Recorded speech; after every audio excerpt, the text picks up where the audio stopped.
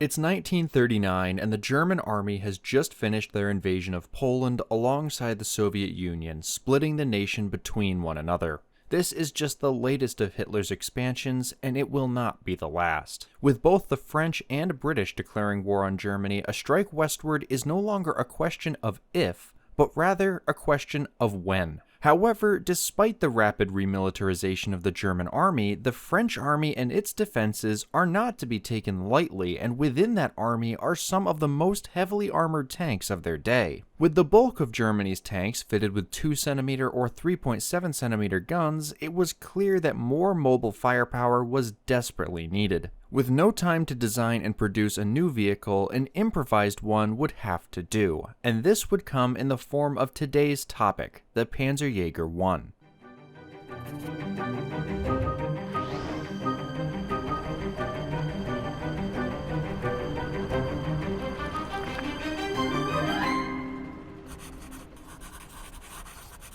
Before we get into the story of the Panzerjäger 1 though, how would you like a chance to win a paperweight or pen made using parts from a real warship? Well, thanks to the sponsor of today's video, World of Warships, not only can you get a special bonus to start playing today, but a few of you will be receiving an exclusive prize. More on that in a minute. If you somehow haven't heard of it before, World of Warships is a massive free-to-play game for your PC focusing on naval combat featuring vessels from across the globe. Play as your choice of battleships, cruisers, destroyers, aircraft carriers, or submarines across more than 40 maps. Not only are all of these rendered with top-notch graphics for everything from the scenery to the water, but the detailed models of the ships are so well done I've actually used them in videos when historical footage is unavailable. This has been enhanced further with the 10th anniversary update featuring tons of new content, including an awesome Easter egg-filled new port to explore.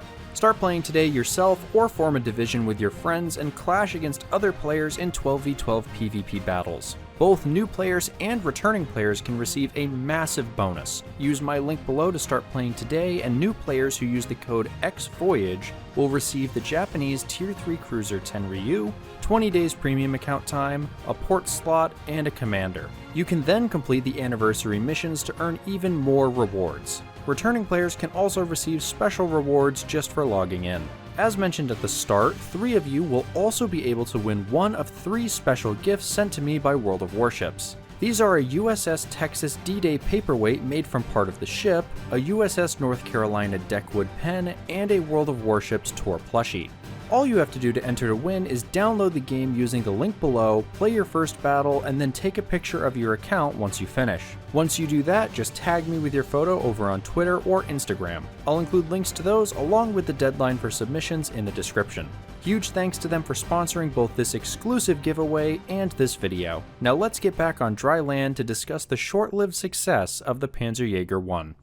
As mentioned in the intro, the reason for this vehicle was the existence of more heavily armored vehicles within the French army. The Char B1, for example, featured 60mm of frontal armor, which made it all but impenetrable to the 3.7cm anti-tank guns the Germans fielded. Even some of the lighter armor, such as the FCM-36, would prove difficult for German tanks to effectively engage. While more powerful towed guns like the 8.8cm flak were already proven as tank killers, both light and heavy towed guns could not react quickly like a self-propelled gun could. Thankfully for the Germans, a solution was offered through the existing supply of outdated Panzer Is and the newly acquired Czech-designed 4.7cm anti-tank gun. Combining these two elements would allow for the rapid creation of an improvised tank killer.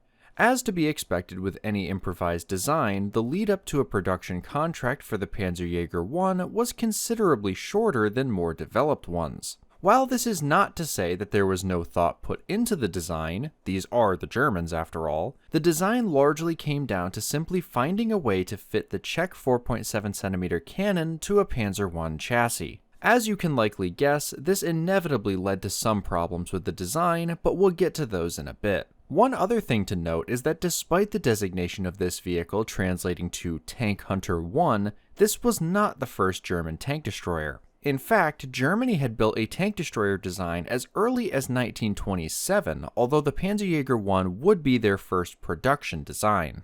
A single prototype was completed and shown to Hitler in February of 1940, followed by production contracts being issued. Photos showing a similar vehicle armed instead with the 3.7cm pack have also been discovered, originating from around the same time as the 4.7cm one. Little is known about this, and whether it was connected to the Panzerjäger 1 project or not is unclear. As for the production design, the main components would come from several companies, with Krupp and the German stainless steel works in Hanover providing the gun shields and Škoda providing the guns. Assembly of these on the Panzer I hulls was then completed by Alket. Vehicles would quickly begin to leave the factory and be accepted for service, leading up to the invasion of France in May 1940, with a total of 100 completed by April and a further 30 in May. As previously mentioned, these were little more than a 4.7cm gun strapped on top of the Panzer I, similar to the later ZIS-30 built by the Soviet Union we have previously covered in this series. The turret and turret ring were removed, with a small armored shield fitted in its place along with the gun. Thanks to the small size of the Panzer I, this tank destroyer variant shared the fairly cramped crew conditions, although the open top and rear would make it much more bearable. Instead of the original two-man crew of the Panzer I, the Panzerjäger 1 would feature a three-man crew consisting of a driver, commander gunner, and a loader. The driver would also be in charge of operating the radio. The firepower of this new tank hunter was quite good for the time, being able to punch through 60mm of armor at 1,200 meters with a standard AP round, or up to 100mm at close range using a tungsten round. Compared to the 3.7cm, which could only achieve around 19mm with standard AP, or up to 64mm with APCR at the same ranges, it's easy to see why it became known as the door knocker. Thanks to the 4.7cm still being a relatively small caliber, the crew was also provided a good supply of ammo, with 84 rounds on the vehicle itself, split between 74 AP and 10 high explosive. When available, a small number of the aforementioned tungsten core rounds would have been added to the mix. Unfortunately, this improved anti-tank capability did not come with improved protection for the crew, retaining the same armor thickness of only 13mm, about half an inch, of armor at its thickest point. The superstructure was similarly thin at 14.5mm thick, although the front also had an additional plate around the gun, offering a bit more protection. Photos also show tracks attached to the front of the vehicle by crews to add a small amount of additional protection. Despite being open-topped, the larger gun and shield increased the total weight of the vehicle slightly from 5.8 metric tons for the Panzer IB to 6.4 metric tons for the Panzerjäger 1. Due to this weight being placed towards the front, this led to more stress placed on the drivetrain, leading to them suffering during road marches. Combat experience would also begin to reveal other shortcomings of the machine, with the first of them seeing their debut at the start of the invasion of France with Panzerjäger Abteilung 521. As you can likely guess, based on the title of this video, their initial reception was quite good, and they were found to be effective tank killers as well as allowing for supporting fire on enemy-occupied buildings. Limited training time and the improvised nature of the design led to some breakdowns, and the thin armor made them vulnerable to everything other than small arms fire. However, as a German report included in Panzertrack 7.1 puts it, the trained Panzerjäger recognizes and copes with these deficiencies and would never exchange this outstanding weapon for the towed 3.7cm pack. This sentiment is repeated throughout the report, with everything from the cramped size of the fighting compartment to problems with communication clearly being seen as shortcomings that were outweighed by the effectiveness of the design. This success was further shown by a second contract for an additional 70 gun shields, with production of the corresponding 70 tank destroyers beginning in November of 1940 and finishing in February of 1941. One fairly small change between these and the earlier examples was the inclusion of an angled plate on both sides of the gun shield's rear, adding a small bit of protection. In total, 202 Panzerjäger 1 were built in just under a year. In addition to these, another parallel design would be built in the lead-up to Operation Barbarossa using newly acquired tanks taken from the defeated French forces. Known as the 4.7cm Pack T Selbstverlaufete auf Fahrgestell Panzerkampfwagen 35R731F, these now combined the work of three nations into one tank destroyer. Taking the French Renault R35 and removing the turret just as they had done with the Panzer I and replacing it with a gun shield for the Czech 4.7cm gun. With 32mm of rounded hull armor on the front and a new superstructure featuring 25mm on the front and 20mm on the sides, these offered much better protection over the Panzerjäger I. With a crew of 3 and around 200 built, 26 of which being command vehicles, it would seem on paper that these were simply a better alternative to the previous design. This could not be further from the case, as we'll discuss in a moment.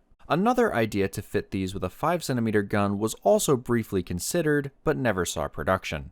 As for the Panzerjäger I, their early combat success saw them being sent to new theaters of the growing World War, with some leaving Europe to serve with Rommel in North Africa in March 1941. The limitations of this vehicle only became more apparent with this new assignment, and the once excellent firepower would begin to grow more limited as the war progressed. While the majority of the British armor in Africa was still easy prey for the 4.7cm, tanks like the Matilda Mark II and especially the newest tanks of the Red Army signaled the beginning of the end for these little tank hunters. Their utility was not entirely lost, with the 4.7cm still able to pierce the turret front and sides of the T-34 and KV-1, although only at fairly close ranges for the latter. Thanks to the good accuracy of the gun, this allowed them to both engage these more heavily armored targets, as well as assisting against lighter targets such as machine gun nests. The Soviets also still fielded many lighter armored vehicles which the 4.7cm could make short work of, with one particularly dramatic example recounted in a German report.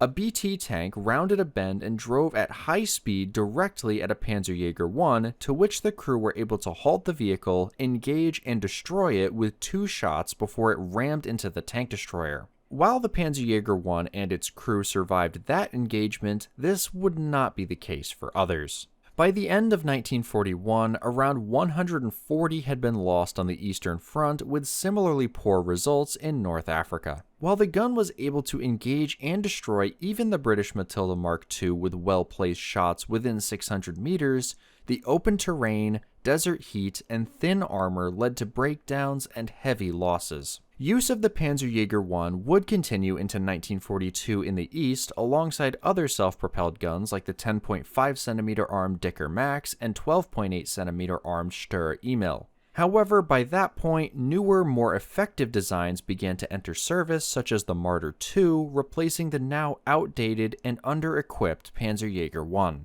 While the performance of the Panzerjäger I was more mixed during their second combat tour, the same cannot be said for the R35-based design. These proved to be horribly unreliable, with one unit reporting all of their vehicles being broken down from mechanical issues just a few days into the invasion.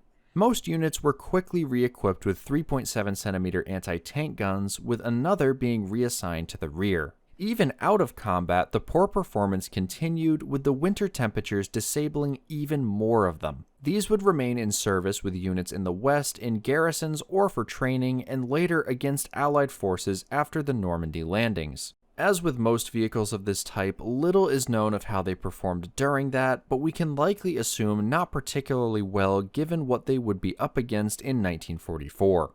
To call the Panzerjäger I a failure would be both unfair and largely untrue. While it certainly had its limitations as we've discussed today, the success it had and the fact that there was nothing else available at the time is noteworthy. Turning that around, however, really the only reason these were not taken out of service sooner was the fact that no replacement was available. I would consider the Panzerjäger I as a good example of the benefits of converting existing vehicles over producing an entirely new design. Sure, it may not be the perfect solution, but the cost to produce these was quite low given the bulk of the work had already been done. This also meant that instead of spending months on a new vehicle, the troops in the field had these vital weapons in their hands when they needed them, even if they weren't perfect. Importantly, they lasted long enough for better tank destroyers to be developed and improvements to be made to other vehicles. Today, only a single example of the Panzerjäger I survives in a collection in Trier, Germany, only occasionally open to the public. Similarly, a single R35-based example survived the war and was on display at the now-closed Panzermuseum Thun in Switzerland. Where it is now, I'm not entirely sure, so if you know which museum it has been moved to, let us know in the comments.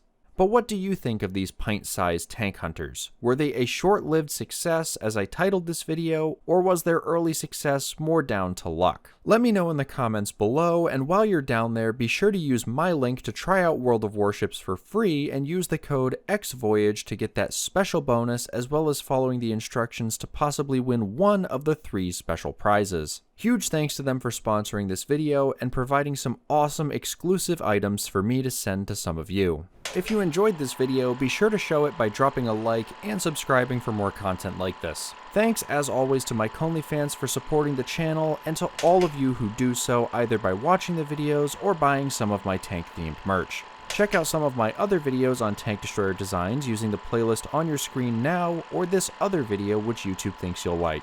Hope to see you back here again soon.